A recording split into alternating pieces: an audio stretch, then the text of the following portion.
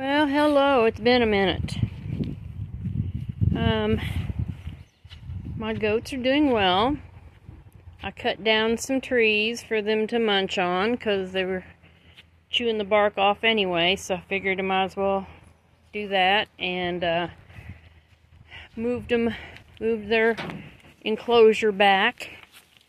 This is where they've cleared it. I don't know if you can see, but I opened it up to where they've got all that fresh green grass back there. Well, anytime I give them fresh green grass and they haven't had it for a while, I give them free choice baking soda, because that girl right there has a tendency to go bloaty, and when they've not had a lot of lush green grass, they've just had to pick and choose like that kind of stuff, and then you give them fresh green grass, you have to be careful that they don't go bloaty. So yeah, they're doing real good. See, and they like the baking soda. They know when they need it and when they don't. Keeps their gut healthy. Hey, cut that out. You cut that out. She is a butthead. I call her name's Babe, and I call her Butthead Babe because she picks on everybody except for her own. Her babies are fine, but everybody else's, she butts around and carries on. That's Mama. Mama had two little boys, one with horns, and one beautiful, beautiful, beautiful, blue-eyed, polled boy. Babe had one. She had two. One was stillborn, but she had the one that survived is really pretty also. He's doing really well. And these guys are from last year. Little girl that's polled and little girl that's not, that's got blue eyes. So we yeah, see, they like it. They like that baking soda because they know when they need it. They get a sour stomach, they have to they need some baking soda. Just so you know. And it's good to give them fresh pine from time to time, because that's medicinal for them. It helps their gut and everything also. That's one of them old Bradford pears I cut down. They'll eat it if they like it. If they don't, they won't. Anyway, couple weeks, actually probably not even a couple weeks, they'll have all of that knocked down to look like this. And then I'll move the fence on out to the tree line and give them that to knock down. And then by that time, here's where they were this spring, and it's growing up already. I've seeded some, I don't know if you can see the crimson clover in there or not, but I seeded crimson clover in it, and it's growing up real big. So here's where they come back next after they go against the woods. I'm Joe. This is my new Tennessee home, and like I said, it's been a minute. I've been busy, been cutting some hay, and I can't cut any more today because it's got to have time to dry, and we've only got tomorrow that's guaranteed to be clear, and then tomorrow night it's going to rain, so I'll have to rake up everything that I've cut and put it under roof so that I can hopefully put up enough hay for this winter. Oh yeah, let me show you one other thing. My son-in-law rented a skid steer last week, and the last day that he was going to have it, he had it for a whole week. Last day that he had it, he brought it because they were going to pick it up here. I used it, and look what I did. I'm working on a root cellar. I started it last year with a shovel. I would have never gotten this far into it. So I'm going to have to take this rise off of it so it can drain. And then my plan is to Put a floor in it. Concrete block walls.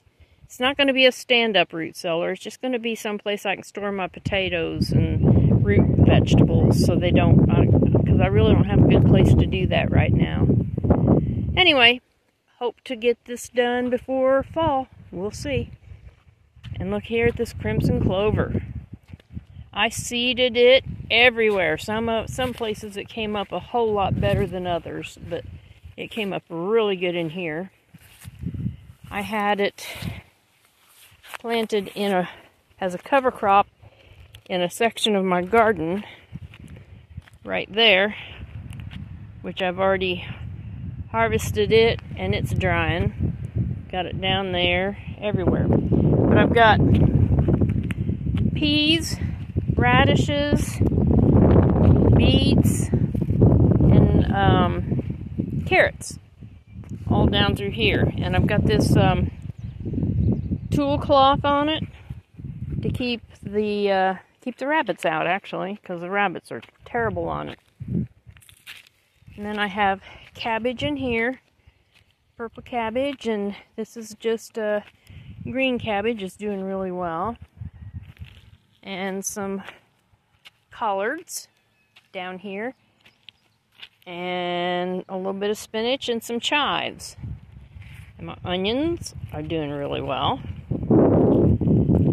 That's parsley from last year. It's getting ready to go to seed. That's volunteer cilantro that's getting ready to go to seed. I'm going to let it go to seed and save it for coriander. And then I started some calendula this spring inside and transplanted it out. I've got it planted a little bit everywhere. Got some more collards in there. Mustard that carried over from last year. And then I got tomatoes down through here. It's still a little early here because we could still get a frost. And these are bronze fennel, and they just keep coming back. I just don't get it. I thought they were biennials, but I have some up there that are 3 years old and just keep coming back. Oh, yeah, let me show you one other thing. Last year, see this? Those are collards. Big old bush collards. And look what came up from the roots. More collards. Got a patch of crimson clover there. About a week or so ago, maybe 10 days, I planted corn up through here. And looky here. Looky here. It's poking out of the ground. It's called gourd tooth corn. And its claim to fame is that they're soft. They're not real hard kernels, so they're real good, easy on the teeth of your livestock. And that's what I'm growing it for, is my livestock. I'm planting sweet potatoes in here. I'm not sure what I'm planting there yet. I haven't worked that up yet, but you can see I planted some crimson clover in there. I planted flax right there. And then this whole mess over here, I've got parsley that's going to seed from last year. And over here I planted beans, and looky here, they're coming up. Look at this. I planted, one day I planted, I can't remember what kind of bean I think these are yellow wax beans down through here. And then I planted, I think, contender or something like that up there. And then over here, which I'm surprised because I planted beans down through here, but I think I planted them too early. There ain't nary a single one's come up. So I'm going to plant them again. They're rattlesnake pole beans is what I planted right through here. And I think I'm going to plant them again. Anyway, let me show you up at the house how that's doing. Well, first, let me show you what I got in reserve. All of this is in reserve because the weather here in Tennessee, oh my gosh, you think you've got it figured out, and then boom, here comes a freeze, like in June or something stupid like that. Got a bunch of ginger started. These are sweet potatoes that are started. Anyway, I've got Chinese cabbage to put out. Got all kinds of different kinds of tomatoes in here, and I haven't put any peppers out yet, but I've got a gob of peppers. I've got jalapeno. Let's see, there's one that my daughter, L-E-S-Y-A. These right, I don't know if you can see them. These right here are L-E-Y-S-A.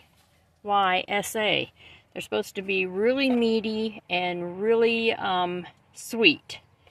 But then, like I said, I've got jalapeno peppers. I've got a few Marconi peppers. I need to get in here and water. Oh, and I've got tobacco. I planted tobacco this year. So I've got 6 tobacco plants I've got to put somewhere. Those are poppies that I need to plant out. And I got some more parsley back in there. Now we'll go up. Oh, and I'm rooting a bunch of elderberries. And with the projected cicada onslaught that's due to hit, and a peach tree that is putting on really nice peaches, first time ever, I didn't want to take a chance of them drilling my limbs and them dying, so I netted it. And I'll be netting my blueberries. Oh my gosh, this is going to be a bumper crop. I'm going to have to make sure I cover them, but look at all them blueberries. I got 4 bushes. There are 4 different kinds of blueberries, and every one of them is absolutely loaded. I'm waiting for this guy to finish blooming to net it. But yeah, I'm going to net the whole mess to keep the cicadas, Japanese beetles, and birds out of it. And then these raspberries, they're wild raspberries that I am training. And looky here, it's blooming. Yep. Isn't that pretty? I'm going to have a bunch of raspberries. Okay. Every year, the Japanese beetles decimate my cherry trees and some of my other trees, but particularly my cherry trees. This one, it's barely hanging on. Last year, every leaf on it was ate off by Japanese beetles, even though I came out every day and caught them. So I decided this year I'm netting them too. And then I've got crab apples, but they're so prolific. I mean, it's got so many apples on it this year that, you know, if I lose some, I just do. I mean, I've got crab apples coming on everywhere. Then this guy right here was supposed to be a domestic plum, and evidently it either died back to the rootstock or they just didn't know what they were selling me. But it is not a plum. It is a peach of some sort. See here?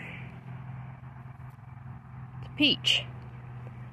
So I netted a few limbs with fruit on it so I can see what kind of peach it is, whether it's worth putting the effort into it. But it is loaded. All kinds of peaches.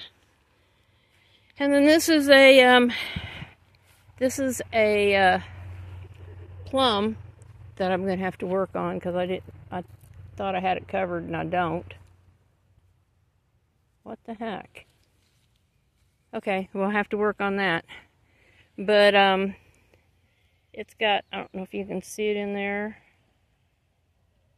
No, not really. Let's see.